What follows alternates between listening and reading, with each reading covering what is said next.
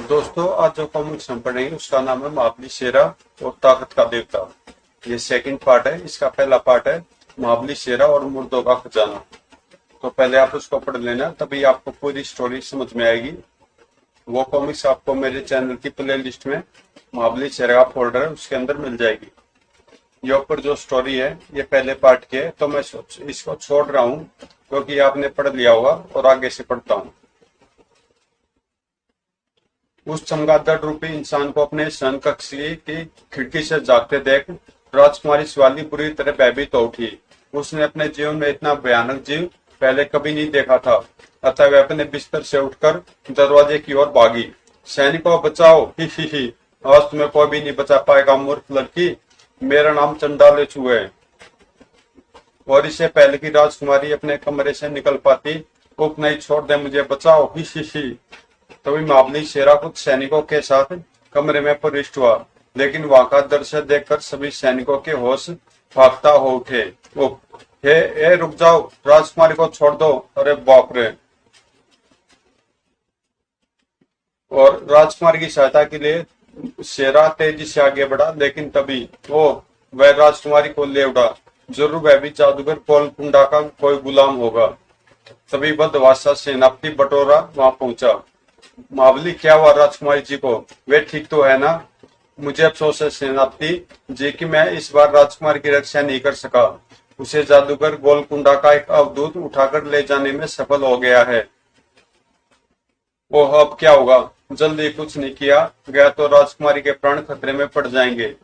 आप घबराइए नहीं सेनापति जी, मैं इसी समय गोलकुंडा के किले की ओर रवाना हो रहा हूँ। बस आप जल्दी से मेरे लिए एक अच्छे घोड़े का इंतजाम कर दीजिए। लेकिन इस समय इतनी रात गए, आपका वहां जाना खतरे से खाली नहीं होगा। यदि सुबह आप मेरी जरा भी चिंता न करें श्रीमान, और जैसा मैंने कहा वैसा ही कीजिए, वरना देर करने से राजकुमारी की जान पर बन सकती है। सेनापति ने बहस करना उचित नहीं समझा और शीघ्र इस शेरा के सफर के लिए एक अच्छे घोड़े के साथ साथ खाने पीने का प्रबंध भी कर दिया। अच्छा, तो मैं चलता हूँ सेनापति जी। आशा करता हूँ राजकुमारी के पीछे आप राज्य कार्य का भार अच्छी तरह संभालेंगे। राज कार्य की ओर से आप निश्चिंत रहे महाबली। बस हमारी यही हार्दिक इच्छा है कि हमारी राजकुमारी जी हमें सकुशल मिल जाए। जाइए, देवता आपकी मदद करें। सबसे विदा लेकर शेरा ने घोड़े को ऐड लगाई और घोड़ा अंधकार को चीरता हुआ द्रुत गति से शेरा की निर्देशित दिशा में दौड़ पड़ा। पता नहीं गोलकुंडा मेरे आने के बारे में जानकर मेरे मार्ग में क्या क्या कठिनाई पैदा करेगा। खैर, निपट लूंगा उन खतरों से भी। उधर चंडालेश्वर राजकुमारी को लेकर किले के भीतर एक कमरे में पहुंचा। हा, ले आए राजकुमारी को, लेकिन यह बेहोश क्यों है? स्वामी, यह कुछ ज्यादा ही चीख चिल्ला रही थी, इसलिए मुझे मजबूर होकर भी इसे बेहोश करना पड़ा। यह तूने ठीक किया, मेरे पीछे आओ, कहकर गोलकुंडा एक और बढ़ने लगा। चंडालेशु भी बेहोश राजकुमारी को उठाए उसके पीछे चल पड़ा। शीघ्र ही जादूगर गोलकुंडा एक ऐसे कमरे में पहुंचा जहाँ का वातावरण अत्यंत ही भयानक एवं रोमांचक था। राजकुमारी को उस चबूतरे पर लिटा दो, जो आज्ञा स्वामी। चंडालेश्वर ने राजकुमारी को चबूतरे पर लिटा दिया। अब मेरे लिए क्या आज्ञा है स्वामी? सुनो चंडालेश्वर, मुझे अपने उद्देश्य को प्राप्त करने में 3 दिन लगेंगे। तुम्हें इस बीच किले की रक्षा करनी है। इस बीच अगर कोई भी इंसान किले के भीतर प्रविष्ट नहीं होना चाहिए। जो आज्ञा स्वामी। चंडालेश्वर के कमरे से बाहर जाने के बाद जादूगर गोलकुंडा एक भयानक कहका लगा उठा। हा, अब राजकुमारी के पूर्वजों का खजाना कुछ दिनों के बाद मेरी मुट्ठी में होगा। साथ ही वे चमत्कारी शक्तियां भी मेरी मुट्ठी में होगी जो उन मुर्दों के खजाने में सम्मिलित है। फिर मैं दुनिया का सबसे शक्तिशाली और सुंदर और धनवान इंसान हो जाऊंगा। उधर महाबली शेरा रात भर सफर करता रहा। भोर होने के साथ ही एक घाटी में जा पहुंचा। अब यहाँ से जादूगर गोलकुंडा का किला ज्यादा दूर नहीं, अतः आगे बढ़ने से पहले कुछ खा पी कर ताजा हो लेना चाहिए। सोचकर शेरा ने एक चट्टान की छाया में खाने की पोटली खोली और खाने में जुट गया। खाने से निपटने के पश्चात उसने पास एक झरने से मीठा पानी पिया और कुछ देर सुस्ताने के बाद घोड़े पर सवार हो शेरा फिर आगे बढ़ चला। परंतु अभी वह कुछ ही दूर आगे बढ़ा था कि ठहरो ठहरो नौजवान शेरा, वो यह किसने पुकारा, मुझे आसपास तो कोई भी नहीं है।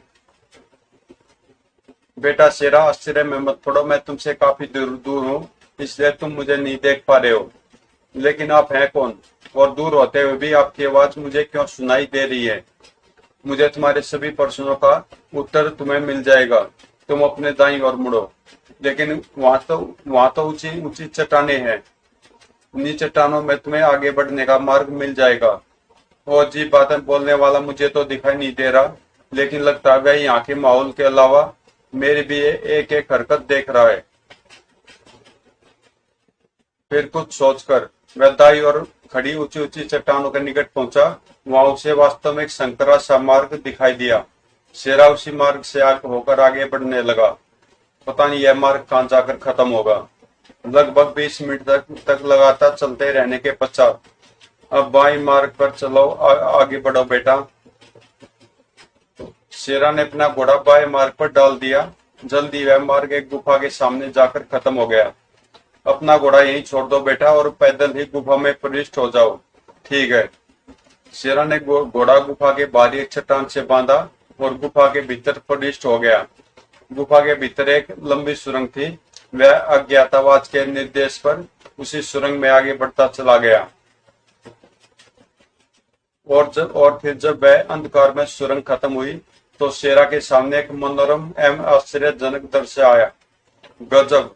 ऐसा वातावरण की तो मैं सपने में भी कल्पना नहीं की जा सकती। झोपड़ी की ओर बढ़ो शेरा, मैं तुम्हारा इंतजार कर रहा हूँ। सरोवर के किनारे बनी उस झोपड़ी के भीतर प्रविष्ट होने पर शेरा को एक अत्यंत पतला दुबला वृद्ध साधु बैठा दिखाई दिया। आओ बेटा, मेरे पास बैठो, घबराने की कोई बात नहीं। आप कौन है बाबा, मुझे कैसे जानते हैं, और आपने मुझे यहाँ क्यों बुलाया? मेरा नाम शिवरानंद है बेटा, और मैं यहाँ वर्षों से तपस्या कर रहा हूँ।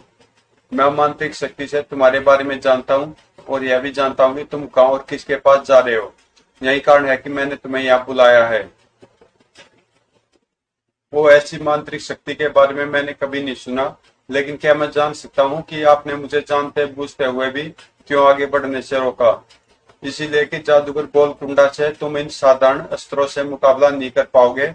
वह बहुत सी पैशाचिक शक्तियों का स्वामी है। और तब क्या आप यह भी बता सकते हैं कि उसने राजकुमारी शिवाली का अपहरण क्यों किया और बेगुनाह लोगों को वह क्यों मार रहा है? हाँ सुनो, राजकुमारी शिवाली का अपहरण उसने उसके पुरखों का खजाना प्राप्त करने के लिए किया है।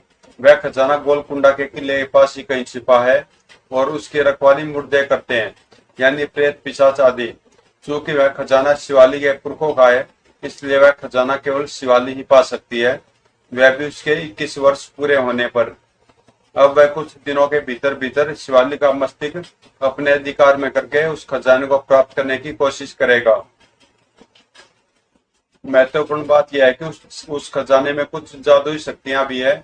विशेषकर उन्हीं शक्तियों को हासिल करने के लिए गोलकुंडा उस खजाने को प्राप्त करना चाहता है। यदि एक बार वह शक्तियां उसके हाथ लग गई तो वह अजर अमर हो जाएगा, फिर उसे कोई नहीं मार सकेगा। जो लोग संयोग से उसके किले के पास पहुंच जाते हैं, वह उन्हें इसलिए मारकर पहाड़ी मैदान में छोड़ देता है ताकि वहां से कोई भी उसके किले की ओर बढ़ने की कोशिश न करे। फिर इसमें उसका एक दूसरा उद्देश्य भी निहित है। वह उनके कंकालों को अपनी तांत्रिक शक्ति से जीवित करके अपना गुलाम बनाकर एक फौज भी तैयार कर रहा है, जिसकी सहायता से वह पूरे विश्व को फतह करना चाहता है। बाबा, क्या आप बता सकते हैं कि उसे किस प्रकार मौत के घाट उतारा जा सकता है? उसे मौत के घाट उतारने का केवल एक ही उपाय है कि मैं तुम्हें ताकत का देवता बना दूं, तभी तुम उसे मौत के घाट उतार सकते हो। ताकत का देवता? हाँ, मेरे पास शक्ति का एक ऐसा तावीज है जिसके बाजू पर बांधने से कोई भी साधारण व्यक्ति असीम शक्ति का स्वामी बन सकता है। तुम एक बहादुर इंसान हो और नए काम के लिए जा रहे हो, इसलिए वह तावीज मैं तुम्हें अवश्य दूंगा। कहकर साधु ने अपने आसन के नीचे से काले धागे से बंधा एक सितारे नुमा तावीज निकाला और उसे शेरा के बाएं बाजू में बांधते हुए बोला, इस तावीज को मैंने वर्षों की कठोर तपस्या के बाद शक्ति देवता से प्राप्त किया था, और इस तावीज को धारण करने के लिए मुझे तुम जैसे किसी नेक और बहादुर इंसान की प्रतीक्षा थी। दुनिया में ऐसी मान शक्तियां अब भी मौजूद है, सुनकर कोई भी विश्वास नहीं करेगा। उस तावीज के बांधते शेरा को अपने शरीर में एक अमानुष शक्ति प्रविष्ट होती हुई महसूस हुई और वह सहसा ही उठकर तनकर सीधा खड़ा हो गया। आपने ठीक ही कहा बाबा, मैं अपने भीतर काफी शक्ति संचित महसूस कर रहा हूँ। बेटा, इस ताबीज की यह भी विशेषता है कि कोई भी पैशाचिक शक्ति तुम्हें कोई नुकसान नहीं पहुंचा सकेगी। अब तुम अपनी तलवार निकालकर मुझे दो। तलवार, इसका आप क्या करेंगे बाबा? मैं मंत्र शक्ति से उसे भी चमत्कारिक बनाना चाहता हूँ ताकि तुम हर खतरे का मुकाबला भली भांति कर सको। ओह! साधु की बात सुनकर शेरा ने चुपचाप मैन से तलवार निकालकर साधु बाबा को थमा दी। साधु ने तलवार को दोनों हाथों में थामा और आंखें बंद करके किसी मंत्र का जाप करने लगे। शेरा अपने स्थान पर खड़ा विस्मय से उनकी ओर देखता रहा। देखते देखते तलवार से धुआं निकलने लगा। कुछ क्षण बीतने पर धुआं की लपटों में बदल गया और शिगर किसी अंगारे के समान धधकने लगा। आश्चर्य की बात तो यह थी कि साधु ने जलती हुई वह बाद में अंगारा होती तलवार को छोड़ा नहीं, बल्कि आंखें बंद किए मंत्र का जाप करते रहे। फिर धीरे धीरे लाल अंगारा तलवार ठंडी पड़ने लगी और कुछ ही क्षणों बाद वह पहले जैसी साधारण दिखाई देने लगी। लो बेटा, इसे मयान में रख लो। अब इसके एक बार से तुम लोहे और चट्टान को भी काट सकते हो। इसका रुख अब तुम जिस पर भी करोगे उसे दुनिया की कोई शक्ति नहीं बचा पाएगी। तलवार मयान में रखने के बाद शेरा ने साधु से विदा मांगी। अब मुझे आज्ञा दीजिए बाबा, और आशीर्वाद दीजिए कि मैं अपने उद्देश्य में सफल होकर लौटूं। जाओ बेटा, मेरा आशीर्वाद तुम्हारे साथ है। साधु से विदा लेकर शेरा गुफा से बाहर निकला और घोड़े पर सवार होकर गोलकुंडा के किले की ओर चल पड़ा। काफी देर तक चलते रहने के बाद वह एक छोटे से जंगल में पहुंच गया। तब तक रात हो चुकी थी, अतः रात वहीं बिताने का निर्णय कर शेरा ने पहले भोजन किया, फिर एक सुरक्षित स्थान देकर सो गया। लेकिन लगभग रात के 12 बजे सहसा कुछ विचित्र सियाटे सुनकर शेरा की आंख खुल गई। आंख खुलते उसे जो दृश्य दिखाई दिया उसे देख उसने फुर्ती से मैदान से तलवार खींच ली और उठ खड़ा हुआ। ही ही ही ही। कहीं ये जादू गोलकुंडा द्वारा भेजे गए भूत प्रेत तो नहीं, जरूर यही बात होगी। शेरा को उठते देख उन भयानक मुर्दे सरीखे इंसानों ने एकदम से उस पर आक्रमण कर दिया। हा ही ही ही। तीव्र पीड़ा से क्रोध में भरकर शेरा ने अपने शरीर को जोरदार झटका दिया। निस्संदेह बाप पर बंधे ताबीज में उसे ताकत का देवता बना दिया था। तभी तो वह भूत प्रेत सरीखे इंसान किसी तिनके के समान हवा में उड़ने लगे थे। कुछ क्षणों तक हवा में कलाबाजियां खाने के बाद वे धड़ाम से जमीन पर गिरे। फिर इससे पहले कि वे संभल पाते, शेरा तलवार संभालकर साक्षात मौत बनकर उनके सर पर पहुंच गया। बताओ कौन हो तुम लोग और तुम्हें किसने भेजा है, वरना याद रखो तुम में से एक भी जिंदा नहीं बचेगा। यदि तुमने हमें मारने की मूर्खता की तो हमारा स्वामी गोलकुंडा तुम्हें भी जीवित नहीं छोड़ेगा। तुम्हारी भलाई इसमें है कि आगे बढ़ने की बजाय वापस लौट जाओ। ऐसी बात है तो ले, पहले तुम ही मरो। फिर शेरा ने जैसे तलवार उठाकर एक भरपूर वार उस मुर्दे सरीखे व्यक्ति पर करना चाहा, तलवार से एक तेज चमक निकलकर उन सभी मुर्दों पर पड़ी और अगले पल वे आग की लपटों में गिर गए। हाय स्वामी बचाओ! उफ! आह! कुछ देर तक आग में जलते हुए तड़पते रहने के बाद वे सभी मुर्दे एक आग अदृश्य हो गए। अरे ये सब गायब हो गए। शेरा कुछ समय तक आश्चर्यचकित सा खड़ा रहा और फिर यह सोचकर कि मारियाना खतरे से खाली नहीं, वह उसी समय घोड़े पर सवार होकर गोलकुंडा के किले की ओर चल पड़ा। भोर होने के साथ ही उसे दूर एक पुराना सा किला दिखाई दिया। वहीं जादूगर गोलकुंडा का किला लगता है, लेकिन साधु बाबा के कहने के अनुसार उसमें प्रवेश करना आसान नहीं। जरूर गोलकुंडा ने किले की सुरक्षा के लिए मजबूत प्रबंध कर रखे होंगे।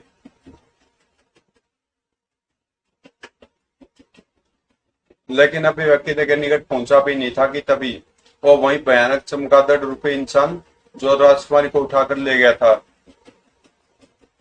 शेरा ने झट अपनी मयान से तलवार खींची और उससे मुकाबला करने के लिए घोड़े से नीचे उतराया। इस बार यह शैतान का बच्चा मेरे हाथों नहीं बचेगा। शीघ्र उस विशाल एवं भयानक चमगादड़ ने उस पर आक्रमण किया। दोनों में घमासान युद्ध छिड़ गया। आश्चर्य बाबा की तिलिस्मी तलवार का भी इस पर कोई प्रभाव नहीं पड़ रहा। अचानक एक अदृश्य आवाज शेरा के कानों में पड़ी। वह आवाज 100% साधु बाबा की थी। बेटा, ये ऐसे नहीं बनने वाला, तलवार का वार इसकी पूंछ पर करो। अगले पल और चमगादड़ के शरीर में विस्फोट हुए। उसके शरीर के टुकड़े टुकड़े हवा में बिखर गए। वो मारा जादूगर गोलकुंडा की एक शक्ति बेकार हुई। लेकिन तभी शेरा को चमगादड़ का सिर तेजी से उड़ता हुआ किले की ओर जाता दिखाई दिया। तभी साधु बाबा की आवाज पुनः शेरा के कानों में गूंजी। बेटा, वह स्वामी गोलकुंडा को अपनी मौत की खबर देने गया है, अतः इससे पहले कि वह सचेत हो तुम्हें मौत के घाट उतारने का कोई प्रबंध करे, तुम दीवार फांद कर किले के भीतर प्रविष्ट हो जाओ। और हाँ बेटा, एक बात और ध्यान रखना, जादूगर के किले में तुम्हारे पहुंचने के बाद मैं तुम्हारी किसी किस्म की कोई मदद नहीं कर पाऊंगा। ओ, उधर किले के भीतर जादूगर गोलकुंडा राजकुमारी शिवाली पर तंत्र मंत्र का प्रयोग कर रहा था। तभी सावधान स्वामी सावधान, चंडालेसु, तुम यह मैं क्या देख रहा हूँ? तुम्हारा भयानक एवं शक्तिशाली दुश्मन किले तक आ पहुंचा है और उसने मेरी यह दुर्गति की है।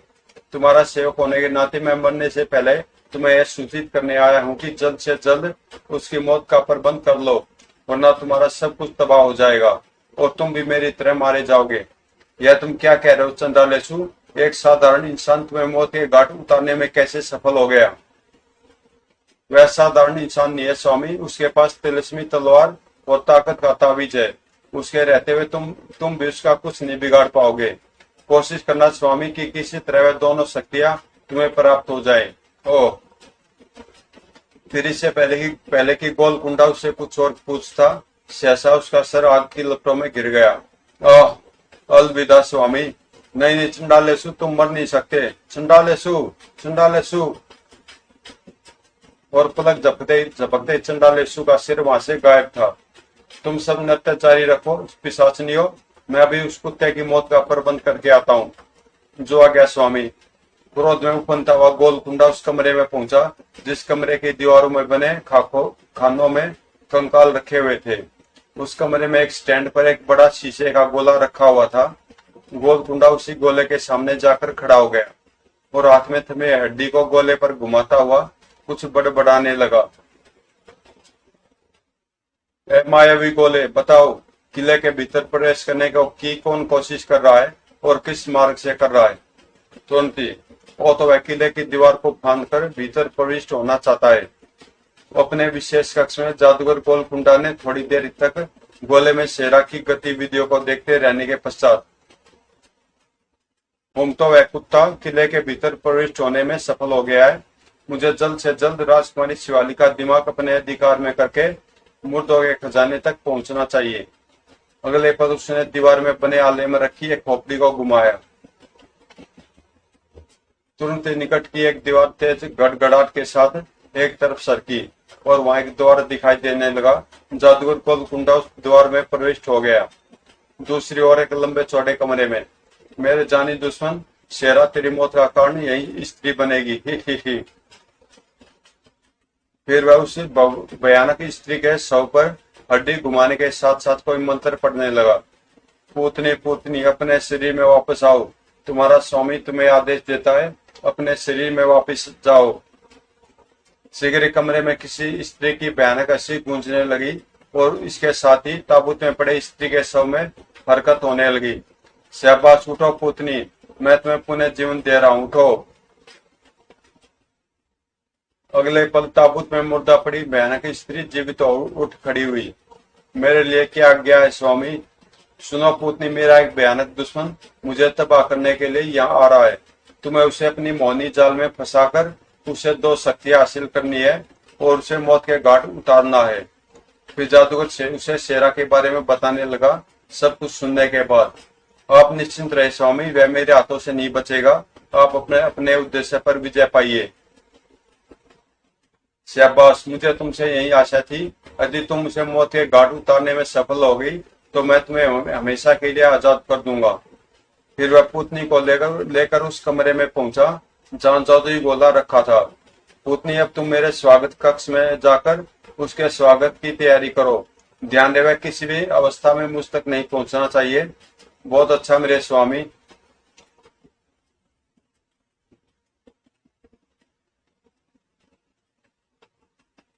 उसके बाद जादूगर गोलकुंडा वहां ताबूतों में खड़े हुए कंकालों को देखकर उनके ऊपर जोर जोर से चीखने लगा, मेरी गुलाम शक्तियों, मेरे सामने आओ। तुम्हारे स्वामी को तुम्हारी सेवा की जरूरत है। सामने आओ, आओ, जल्दी आओ। कुछ ही समय बीता हुआ कि वहां मौजूद सभी कंकालों और खोपड़ियों ने इंसानी रूप धारण कर दिया। गुलाम हाजिर है स्वामी, आज्ञा दीजिए। सेवक हाजिर है स्वामी, हम हाजिर है स्वामी। सुनो, मेरा दुश्मन किले के भीतर प्रविष्ट हो चुका है। तुम्हें न केवल उसे हर कीमत पर मुझ तक पहुंचने से रोकना है, बल्कि उसे मौत के घाट भी उतारना है। ऐसा ही होगा स्वामी, आप निश्चिंत रहे। आश्वासन पाते ही गोलकुंडा भयानक ठास लगाता हुआ उस तरफ चल पड़ा जहां राजकुमारी शिवाली थी। हा हा हा, अब उस मूर्ख इंसान को मरने से कोई नहीं बचा सकता, और मैं मुर्दों का खजाना प्राप्त करने के साथ ही दुनिया का सबसे शक्तिशाली, सुंदर और अजय इंसान बन जाऊंगा। हा हा हा। इधर शेरा ने सावधानी के साथ जैसे ही एक कमरे के भीतर प्रवेश किया। आह मावली, आप आ गए। कौन हो तुम? मैं आपकी दासी हूँ प्रियतम। मैं न जाने कब से आपके यहाँ आने की प्रतीक्षा कर रही थी। आइए, मेरे पास आइए। आज ही मैं आपको जी भरकर देखना चाहती हूँ। लेकिन शेरा ने उसे अपने से दूर धकेल दिया। दूर अटमक्कार स्त्री, तुम्हारा यह रूप मुझ पर जादू नहीं कर पाएगा। आह। फर्श पर गिरने के साथ ही वह सुंदरी क्रोध से उफन पड़ी। तो तुमने मुझे धत्कारा। मैं तुम्हारा मुंह नोच लूंगी। जरूर नोचना, लेकिन पहले मुझे जादूगर गोलकुंडा के बारे में बताओ। जादूगर गोलकुंडा कौन है वह गंदा इंसान? ज्यादा चालाक बनने की कोशिश मत करो मूर्ख स्त्री, वरना वैर की मारी जाओगी।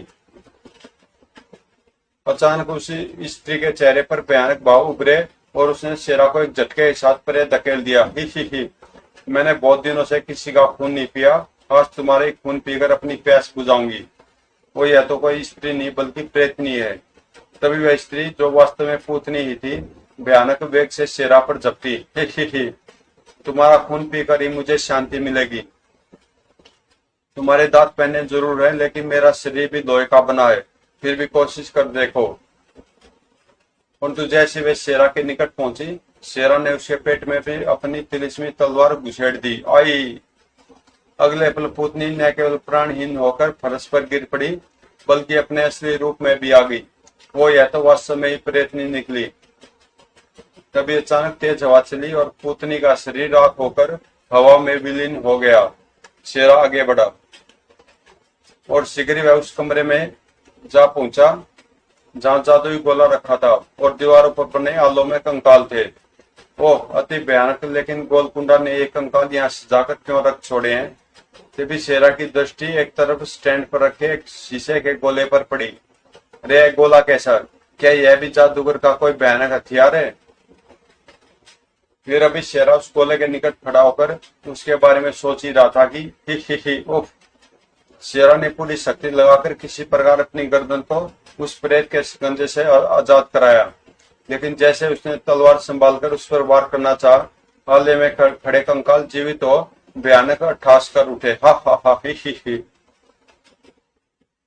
फिर इससे पहले कि शेरा कुछ समझ पाता, उन्होंने अपने स्थानों से निकलकर उस पर आक्रमण कर दिया। हा हा, अब तुम हमारे हाथों नहीं बचोगे। अब तलवार उठाने का भी मौका नहीं है, क्या करूं? तभी हा हा हा, अरे मूर्ख, सावधान सावधान। तुम्हारा दुश्मन अभी जीवित है और इधर ही आ रहा है। वह तुम्हारे मायावी गोले के साथ ही तुम्हारी सभी शैतानी और पैशाचिक शक्तियों को नष्ट कर चुका है। ओ नहीं, गोलकुंडा ठगा सा खड़ा रह गया। मैं थमी खोपड़ी को संबोधित कर चीख उठा, कल के तुम उस शैतान का रास्ता रोको जब तक मैं अपने उद्देश्य में सफल न हो जाऊं। तुम्हें उसे हर कीमत पर किले के भीतर ही रोके रखना है। जाओ, जो आज्ञा स्वामी। तुरंत वह खोपड़ी हवा में उठी और तेज से ठास लगाती हुई एक तरफ चल पड़ी। हा हा हा, काल के तू आया, मौत साथ लाया। हा हा हा। जब खोपड़ी हवा में तैरती हुई किले के भीतर किसी कमरे में जाकर उसकी नजरों से ओझल हो गई तो गोलकुंडा चबूतरे गई इर्द गिर्द खड़ी नर्तकियों से बोला, सुनो प्रेतनियों, यदि वह मनुष्य किसी तरह यहाँ तक पहुंचने में सफल हो भी जाए तो तुम सब ने उसे हर कीमत पर हमारे पीछे आने से रोकना है, वरना मैं तुम सबको जलाकर राख कर दूंगा। नहीं नहीं स्वामी, आप निश्चिंत रहिए, हम उसे हर अवस्था में रोकने का प्रयत्न करेंगे। तब गोलकुंडा शिवाली का हाथ पकड़कर उसके बधाई मार्ग पर चल पड़ा। कुछ ही देर बाद वे किले के पिछवाड़े के दीवार के सामने खड़े थे। शिवाली ने उस दीवार पर एक स्थान पर लगे एक गोल पत्थर को पकड़कर खींचा। तुरंत तुरंत उस दीवार के बीचों बीच एक द्वार उत्पन्न हो गया। आइए स्वामी, यह द्वार ही हमें उस तालाब के किनारे ले जाएगा। ओह! दोनों उस द्वार में प्रविष्ट हो गए और आगे बढ़ने लगे। वह द्वार वास्तव में एक लंबी सुरंग का था। मुझे वर्षों हो गए इस किले में रहते हुए, लेकिन आज तक मैं इस गुप्त सुरंग के बारे में नहीं जान पाया था। उधर शेरा जैसे उस द्वार से होकर दूसरी ओर पहुंचा, काल केतु ने उस पर आक्रमण कर दिया। हा हा हा, काल केतु हाथों तुम नहीं बचोगे। ओह! पलक झपकते शेरा की भयानक लपटों से गिर गया, लेकिन आश्चर्य इस आग से मेरा शरीर जल नहीं रहा, बल्कि मुझे ठंडक पहुंच रही है। शायद ऐसा बाम में बंधे ताबीचे कांड हो रहा है। कुछ देर तक शेरा की लपटों में गिरा रहा, परंतु वह आग आश्चर्यजनक तरीके से लोप हो गई। आए, तुम्हारा वार खाली गया, अब तुम मरने के लिए तैयार हो जाओ मूर्ख पिशाच। परंतु इससे पहले कि शेरा तलवार हवा में उठाता, काल केतु के आकार में परिवर्तन हुआ और उसने अपना भयानक मुंह खोला, शेरा को मुंह में दबा लिया। परंतु इससे पहले कि वह अपना मुंह बंद कर पाता, कोई और चारा ने देख शेरा ने अपनी तलवार उसके मुंह में फंसा दी। ऐसा करते ही काल केतु पीड़ा से बुरी तरह चीखने चिल्लाने लगा। नहीं नहीं, मुझे मत मारो महाबली, अपनी तलवार बाहर निकाल लो।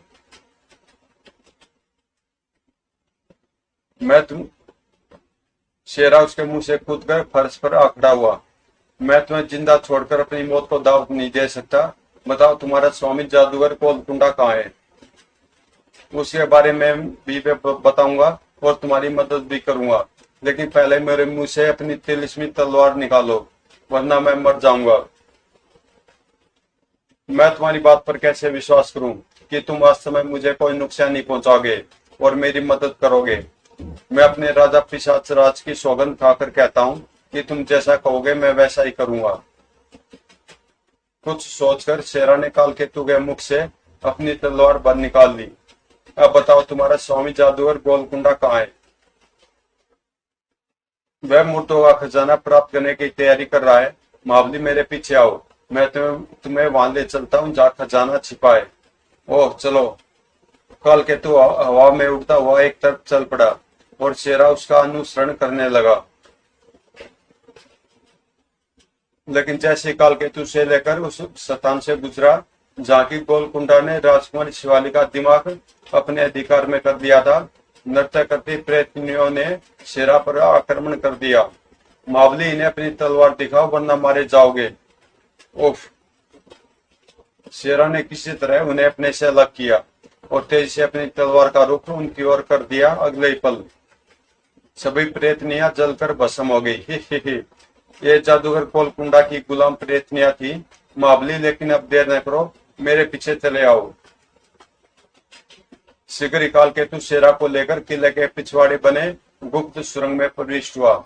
यहाँ तो घटाटोप अंधकार है, कुछ नहीं दिखाई दे रहा। ठहरो, मैं रोशनी करता हूँ। और अचानक ही काल केतु की आंखों से निकलने वाले तेज प्रकाश से वह सुरंग जगमगा उठी। वाह! चलिए अब तेजी से आगे बढ़िए। काल केतु के साथ शेरा उस सुरंग में आराम से आगे बढ़ने लगा। उधर शिवाली और जादूगर गोलकुंडा सुरंग पार करने के बाद एक बहुत बड़े तालाब के किनारे पहुंचे। स्वामी, इसी तालाब के भीतर मेरे पूर्वजों का खजाना रखा है, जिसकी रक्षा मुर्दे कर रहे हैं। जानता हूं, तुम समय नष्ट न करके मुर्दों के राजा को पुकारो। शिवाली ने जोर जोर से बोलना आरंभ किया। हे मुर्दों के राजा, मैं राजकुमारी शिवाली, खजाने की असली वारिस, अपने पूर्वजों का खजाना लेने आई हूँ। कृपया मेरा खजाना मेरे हवाले कीजिए। शिवाली से उबरा स्वर कई बार दोहराए। तब अचानक ही तालाब का पानी जोर जोर से उछलने लगा। आहा, लगता है मुर्दों का राजा आने वाला है।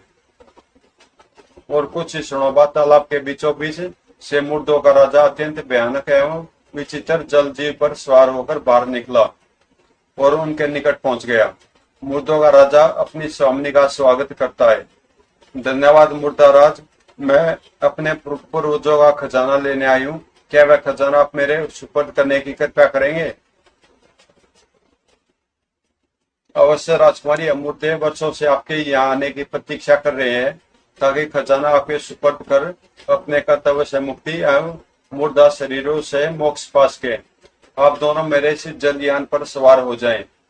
गोलकुंडा मन ही मन प्रसन्न होता हुआ शिवाली के साथ मुर्दों के राजा के जल जीव पर सवार हो गया। मुर्दों का राजा उन्हें लेकर वापस लौट पड़ा। तभी शेरा काल केतु के साथ सुरंग से बाहर निकला। मावली मुर्दों का राजा गोलकुंडा और शिवाली को तालाब के भीतर खजाना सुपुर्द करने ले जा रहा है। उन्हें रोको। यदि खजाने में सम्मिलित महाशक्तियां गोलकुंडा के हाथ लग गई तो फिर उसे कोई परास्त नहीं कर पाएगा।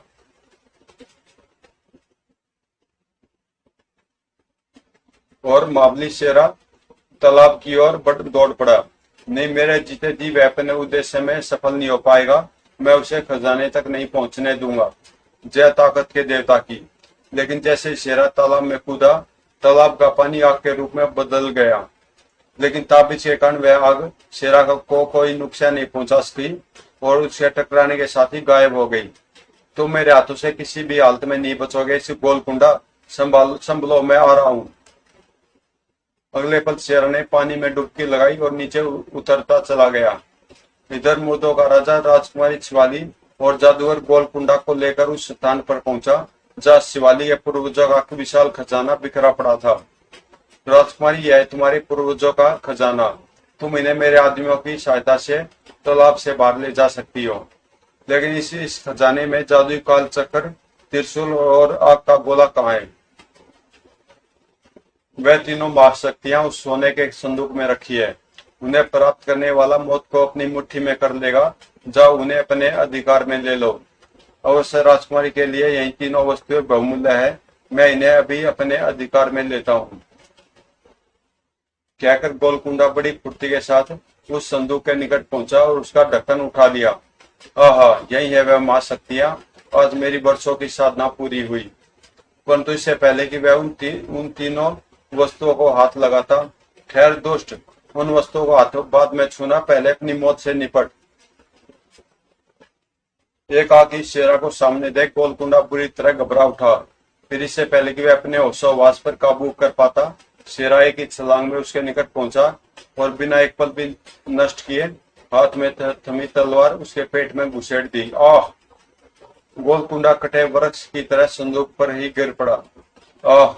नहीं नहीं, मैं इस तरह बेमौत नहीं मर सकता। मुझे कोई नहीं मार सकता। आह!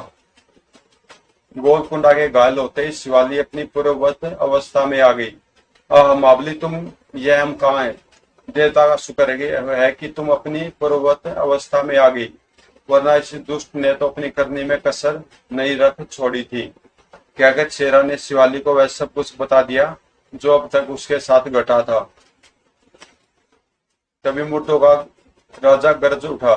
राजकुमारी, यह मनुष्य कौन है और यह सब क्या हो रहा है? जल्दी जवाब दो, वरना मैं तुम दोनों को इसी समय मुर्दा बना दूंगा। यह हमारा हितैषी है मुर्दों के राजा। दुश्मन तो वह दुष्ट था जो वह मुझे गोलकुंडा की ओर इशारा करते हुए जैसे शिवाली ने गोलकुंडा की ओर देखा, वह बुरी तरह चौंक उठी। और नहीं, वास्तव में गोलकुंडा भी मरा नहीं था, बल्कि शेरा आदि को बातों में लगा देखकर उसने संदूक में से चुपचाप चक्कर निकाल लिया था। वो शेरा पर फेंकने की तैयारी कर रहा था, लेकिन ठीक तभी शिवाली की दृष्टि उस पर पड़ी और वह चीख उठी, मावली बचो! चक्कर को तेजी से अपनी ओर आता देख शेरा को कुछ नहीं सुझाई दिया तो उसने अपने हाथ में तलवार ही उस पर खींच मारी। दोनों तिलिस्मी शक्तियां अधर में ही आपस में टकराई पड़ा। और वहां जैसे प्रलय आ गई। चारों तरफ आग और शोले बरसने लगे जो तेजी से उनके इर्द गिर्द सिमटने लगे। तभी राजकुमार, तुम अपने शुभ चिंतक को लेकर तुरंत यहाँ से चली जाओ। अब न हम बचेंगे और न हमारी यह नगरी। जल्दी जाइए। शेरा ने तुरंत शिवाली का हाथ थामा और ऊपर की ओर तैरने लगा। फिर अभी दोनों कुछ ही ऊपर उठे होंगे कि मुर्दों की नगरी में कान फाड़ देने वाले कुछ धमाके हुए और उसी के साथ खजाने के साथ समूची मुर्दों की नगरी भी पानी के गर्त में समा गई। लेकिन शेरा शिवाली के साथ जैसे तालाब से बाहर निकला, वहां काल केतु के साथ अनेक भूत प्रेत और पिशाचों को खड़ा देखकर बुरी तरह चौंक उठा। काल केतु, यह सब क्या है? क्या तुम अपने वचन से मुकर रहे हो और इनकी मदद से मुझे नुकसान पहुंचाना चाहते हो? ऐसी कोई बात नहीं महाबली। दरअसल जादूगर कोलकुंडा के मरने के बाद अब मेरे साथ साथ ये भी आपके गुलाम हैं और आपके हर आदेश का पालन करने के लिए तैयार हैं। और लेकिन यदि मैं तुम सबको अपनी गुलामी में न रखना चाहूं तो तब हम सब आपके आदेश पर आजाद हो जाएंगे और अपनी अपनी योनियों में वापस लौट जाएंगे। यदि ऐसी बात है तो मैं तुम सबको इस शर्त पर आजाद कर सकता हूं कि तुम कभी किसी ऐसे इंसान को नहीं सताओगे। हम सब आपको वचन देते हैं स्वामी। तो ठीक है, जाओ, मैं तुम सबको मुक्त करता हूं। शेरा का आदेश मिलते ही सभी उछलते कूदते वहां से चले गए। उन सब के नजरों से ओझल होने के बाद शेरा भी शिवाली के साथ किले से बाहर निकला और बाहर खड़े अपने घोड़े पर राजकुमारी के साथ सवार होकर वारशिला की ओर चल पड़ा।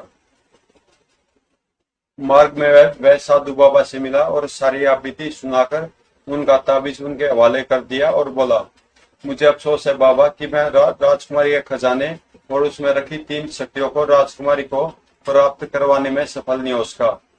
अफसोस मत करो बेटा, जादूगर गोलकुंडा को समाप्त कर तुमने दुनिया पर बहुत बड़ा उपकार किया है, वरना वह दुष्ट उन 3 शक्तियों को पाकर राक्षस बन जाता और दुनिया को तबाह कर डालता। और यह भी एक प्रकार से अच्छा ही हुआ कि वह दुष्ट के साथ साथ खजाना और वह 3 शक्तियां भी नष्ट हो गई, वरना उनकी भनक लगने पर कोई और इंसान भी गोलकुंडा बनकर उनकी नदियां बहा सकता था। खाने पीने और कुछ देर बाद साधु बाबा की कुटिया में विश्राम करने के बाद शेरा और शिवाली पुनः वारशिला की ओर चल पड़े। जैसे ही वे वारशिला पहुंचे, अरे वह देखो महाबली शेरा राजकुमारी जी को ले आया है। हाँ राजकुमार जी, तुम तुरंत सेनापति जी को खबर करो। वारशिला की प्रजा अपनी राजकुमारी को सकुशल अपने सामने देख खुशी से झूम उठी और दोनों की जय जयकार करने लगी। राजकुमारी शिवाली अमर रहे, महाबली शेरा जिंदाबाद। तो दोस्तों, ये कॉमिक्स यहीं पे समाप्त होती है। पढ़ते पढ़ते मेरा गला बैठ गया, बहुत ही बड़ी कॉमिक्स थी। तो अगर आपको अच्छी लगी तो प्लीज चैनल को सब्सक्राइब कर देना और मिलते हैं किसी अगली कॉमिक्स में।